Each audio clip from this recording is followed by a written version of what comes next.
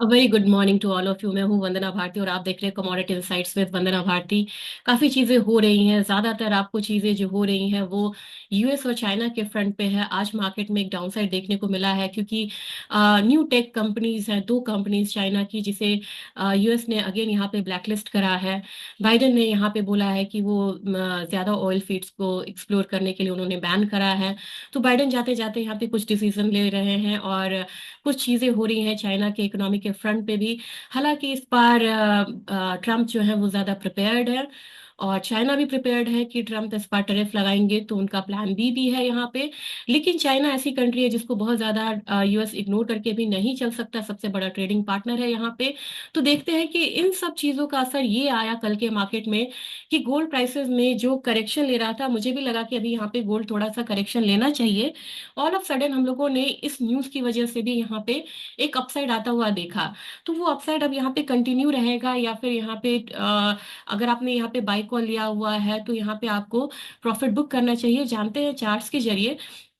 लेकिन मैंने एक चीज यहाँ पे ध्यान से देखा कि सिल्वर में एक मोमेंटम जो है वो यहाँ पे बन रहा है। कल के दिन में अगर हम डेटा को थोड़ा सा रिवाइज कर ले चार्ट देखने से पहले, तो आपको पता चलेगा कि एस&पी ग्लोबल सर्विसेज पीएमआई जो है, ये सर्विसेज पीएमआई है, इस पे ध्यान दीजिएगा। 58.5 एक्सपेक्टेड था, लेकिन ये 56.8 आया, 50 से ऊपर है। लेकिन एक्सपेक्टेशन से ये नीचे आया, तो कह सकते हैं कि इसका भी असर दिखा और गोल्ड में बाइंग वापस आई यहाँ पे। और कल डॉलर इंडेक्स में बहुत ज्यादा फॉल आया था इन सब वजह से। तो यहाँ पे और ट्रेजरी में बाइंग हुई थी, इसकी वजह से भी मार्केट में हम लोगों ने बहुत अफरा तफरी होता हुआ देखा। आज के दिन में क्या डेटा है, तो आज के दिन में मैन्युफैक्चरिंग पीएमआई है, ये काफी इंपॉर्टेंट है और ये यहाँ पे बढ़ के आने की उम्मीद है यहाँ पे। और फिर नॉन मैन्युफैक्चरिंग प्राइसेस है, ये दिया हुआ नहीं है। जोल्ट की जो जॉब ओपनिंग है वहां पे, ये यहाँ पे जॉब ओपनिंग थोड़े बढ़ के नहीं, ये कम होके आने की उम्मीद है। ओवरऑल देखे तो डेटा थोड़ा सा निगेटिव लग रहा है, लेकिन पीएमआई अगर 53.5 आता है तो ये एक पॉजिटिव संकेत होगा। कल के दिन का भी डेटा हाथ के हाथ यहाँ पे देख लेते हैं। तो कल के दिन में यहाँ पे अगर देखा जाए तो यहाँ पे आपको इनिशियल जॉबलेस क्लेम है, क्रूड ऑयल की इन्वेंटरीज हैं और नॉन फार्म एम्प्लॉयमेंट डेटा है। ये सारे डेटा है जिसपे हमें यहाँ पे ध्यान रखना है। अब सीधा सीधा चलते हैं यहाँ पे इंटरनेशनल मार्केट में किस तरीके की मूव बन रही है। तो अगेन ये जो फॉल है, अगर हम इसको वीकली नहीं करके यहाँ पे डेली करते हैं, तो इक्विटी मार्केट की जो फॉल है वो यहाँ यथास्थिति बनी हुई है और यहाँ पे कंटिन्यू हो रहा है। यहाँ पे बिटकॉइन में अगर देखें तो बिटकॉइन में अगर अगेन आपको जो पैसा है वो यहाँ पे आ रहा है, जिसकी वजह से हम लोग यहाँ पे बाकी सारे काउंटर्स में एक फॉल आता हुआ देख रहे हैं। एक फॉल आया था रिसेंट, एक हाई लगाया यहाँ पे 1 लाख से ऊपर का था, 1,06,000 के करीब का था। फिर एक लो लगा 92,000 का, वहां पे बड़ी अच्छी एक बाइंग बनी और यहाँ पे इसने एक डबल बॉटम की तरफ बनाया और फिर यहाँ से एक रिवर्सल आया। अब आज के दिन यहाँ पे एक फॉल देखने को मिल रहा है। अगर ये फॉल कंटिन्यू रहता है तो सीधा सीधा इसका असर जो है गोल्ड पे आएगा और गोल्ड में थोड़ी सी बाइंग जो है वो आती हुई दिख सकती है।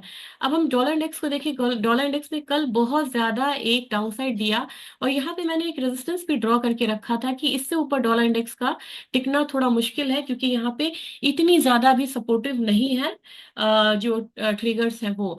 और यूएस में स्टैगफ्लेशन की बात हो रही है। अब आप बोलेंगे स्टैगफ्लेशन में क्या क्या होता है। स्टैगफ्लेशन में इन्फ्लेशन हाई होता है, अनएम्प्लॉयमेंट रेट यहाँ पे ज्यादा होता है और ग्रोथ कम होती है यहाँ पे। तो तीन इसके क्राइटेरियाज होते हैं और वो तीनों क्राइटेरिया को यूएस फुलफिल कर रहा है और ये इकोनॉमी के लिए अच्छा नहीं है। इसकी वजह से देखा जाए तो ट्रेजरी में एक जो बाइंग है वो लगातार बनती हुई नजर आ रही है। तो यहाँ पे डॉलर इंडेक्स में एक फॉल आज एक्सपेक्टेड है, लेकिन ट्रेजरी की जो बाइंग है ये यहाँ पे कंटिन्यू रहेगी। तो ये तो बेस हुआ आपके कमोडिटी ट्रेड का और मैंने आपको आज के दिन में ट्रिगर्स भी बता दिया है। सीधा सीधा चलते हैं हम यहाँ पे स्पॉट गोल्ड की तरफ। स्पॉट गोल्ड में मैंने आपको बोला था कि $2633 का एक लो जो है वो यहाँ पे लगना चाहिए। कल का लो अगर हम यहाँ पे देखते हैं तो $2614 तक का जो लो है वो यहाँ पे लगा हुआ है। आज यहाँ पे एक रिकवरी देखने को मिलेगी तो अगेन $2670 हमारा एक रेजिस्टेंस जोन होगा, उससे ऊपर इस कमोडिटी को नहीं जाना चाहिए। फ्यूचर्स मार्केट में भी देखें तो $3.5 से ऊपर का एक अपसाइड है। तो मोर ओवर एक रेंज में ये कमोडिटी ट्रेड कर रही है और और अगर अपनी मार्केट की बात की जाए तो आज अगर बाइंग रिटर्न आते भी, कल मैंने एक सेल कॉल दिया था लेकिन हालांकि वो नीचे की तरफ गया, 76,600 का मेरा टारगेट था, वो आया भी है यहाँ पे, लेकिन उसके बाद एक रिवर्सल आ गया था। तो यहाँ पे आज के दिन में देखा जाए तो 77,300 पे बाइंग रिकमेंडेशन रहेगी। कल का एक हाई लीजिए, ज्यादा हायर साइड नहीं जाइएगा। कल का हाई आपको है 77,520। भले ही हम यहाँ पे 220 पॉइंट के लिए बाय करेंगे, लेकिन सिर्फ उतने के लिए फिलहाल आप करिए। इसके लिए स्टॉप लॉस लगाना होगा 77,200 का। सिल्वर में अच्छी बाइंग आई है, और सिल्वर एमसीएक्स के चार्ट से पहले मैं आपको दिखाना चाहूंगी, एमसीएक्स कॉमिक्स चार्ट को दिखाना चाहूंगी। ये बहुत स्ट्रॉन्ग चार्ट बना रहा है। अगर आप इसको वीकली में देखेंगे तो ये चार्ट आपको बहुत स्ट्रॉन्ग दिखेगा। और ये देख रहे हैं, यहाँ से एक रिवर्सल लेके एक अपसाइड है। तो मेरे ख्याल से यहाँ पे $31.14 के करीब एक अपसाइड जो है वो दिखेगा। और हमारे बाजार की बात की जाए तो मुझे लग रहा है कि चांदी में बाइंग आती भी है तो 92,600 तक की जो बाइंग है वो यहाँ पे पोजिशनली दिख सकती है। इसके लिए स्टॉप लॉस लगाना होगा 90,200 के करीब का। क्रूड ऑयल में मैंने आपको बोला था कि क्रूड ऑयल में तेजी आ चुकी है। जब सब मंदी कर रहे थे तो मैंने आपको तेजी बताया था। अब जब सब तेजी में है तो आप बहुत ज्यादा तेजी में नहीं रहिएगा, क्योंकि न्यूज़ थोड़ा सा बेयरिश है। एक ट्रिगर यहाँ पे है कि अगर इन्वेंट्रीज कम होके आता है तो यहाँ पे एक जो अपसाइड है वो देखने को मिल सकता है। लेकिन फिलहाल देख रहे हैं बियरिश कैंडल यहाँ पे फिलहाल बना रहा है, इनडिसीजन मोड में है। आज इसको छोड़ते हैं, बात यहाँ पे करते हैं नेचुरल गैस की। नेचुरल गैस ने एक अपसाइड दिखाया, और कल के बाजार में मैंने 319 रुपए का टारगेट दिया था। 319 रुपये 80 पैसे के करीब आया, यानी कि टारगेट मेट है। आज के दिन भी अगर आप बाइंग करते हैं तो अपना टारगेट बढ़ा के 326.8 या 326 का करिए, और स्टॉप लॉस लगाना होगा यहाँ पे 313 रुपए का। कुछ यहाँ पे निगेटिव न्यूज है चाइना में बेस मेटल काउंटर को लेके, जिसमें आप देख रहे हैं कि जो जिंक है, लेड है, ये सारे बिल्कुल एक रेंज में काम कर रहे हैं। और कल के दिन कॉपर में एक हायर साइड हालांकि देखने को मिला था, 818.8 तक का जो मूव था वो देखने को मिला। एक क्वेरीज बार बार आ रही थी कि 817 पे मेरा बाइंग था कॉपर का, उन्हें मैंने होल्ड करने की सलाह दी थी। होप सो उनका पोजीशन यहाँ पे निकल गया होगा। आज के दिन में अगर कॉपर बढ़ता भी है तो 812 पे आप बाइंग करिए। कल का ही टारगेट रखेंगे 819 का, स्टॉप लॉस यहाँ पे लगाएंगे 810 रुपए का। और मुझे लग रहा है कि एक अपसाइड यहाँ पे कॉपर में देखने को मिलेगा। जिंक अभी कोई इंडिकेशन नहीं दे रहा है बाइंग की, लेकिन अगर एल्यूमिनियम देखे तो एल्यूमिनियम में 238.5 पे बाय कर सकते हैं। 239.5 का टारगेट रखेंगे, सिर्फ ₹1 का यहाँ पे टारगेट रखेंगे, और स्टॉप लॉस लगेगा 238 का। अब बात यहाँ पे जीरा वगैरह की जाए तो बिल्कुल रेंज में ये कमोडिटी है, लेकिन मेरी बाइंग यहाँ पे सलाह रहेगी जो 24,500 तक के लिए बाइंग करिए। 23,000 का स्टॉप लॉस लगाइए।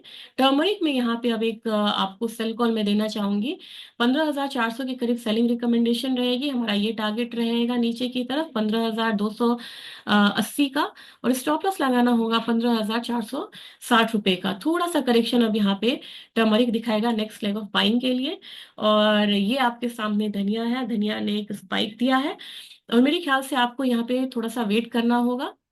और यहाँ पे बाइंग रिकमेंडेशन फिलहाल तो मेरे यहाँ पे नहीं रहेगी, आपको थोड़ा सा वेट करना होगा।